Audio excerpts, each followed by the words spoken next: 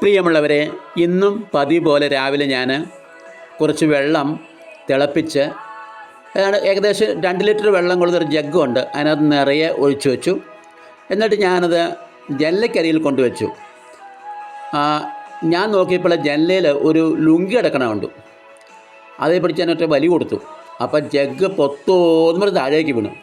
തിളച്ച വെള്ളമാണെന്ന് ഓർക്കണം പ്രിയപ്പെട്ടവരെ. ഒരു തുള്ളി പോലും എൻ്റെ ദേഹത്ത് ഒരിടത്തും വീണില്ല. ഞാൻ ആ ജഗ്ഗ് സാവകാശം പൊക്കിയെടുത്തു. അപ്പോഴോ ആ തലയും കുത്തിയാണ് പൊക്കിയെടുത്തത്. അങ്ങനെ ഒരു തുള്ളി വെള്ളം പോലും അവശേഷിക്കാതെ മൊത്തം തറയിൽ വീണ് വ്യാപിച്ചു. പ്രിയപ്പെട്ടവരെ, ഈ സംഭവത്തെക്കുറിച്ച് നിങ്ങളുടെ അഭിപ്രായം എന്താണ്? കഷ്ടമായിപ്പോയല്ലേ, തിളച്ച വെള്ളം ഏതായാലും കാലേ വീണില്ലല്ലോ. എന്നാലും നിങ്ങൾ പറയും, ഒന്ന് ശ്രദ്ധിക്കണം കേട്ടോ, ഇനിയെങ്കിലും ശ്രദ്ധിക്കണ്ടേ, സൂക്ഷിക്കണ്ടേ എന്നൊക്കെ പറയും. പ്രിയമുള്ളവരെ, ഞാൻ 2ാമത് ജഗ്ഗെടുത്ത് കമത്തിയില്ലേ, അപ്പോൾ അതിനകത്തുനിന്ന് അല്പം ഉണ്ടായിരുന്ന വെള്ളവും താഴേക്ക് പോയല്ലോ.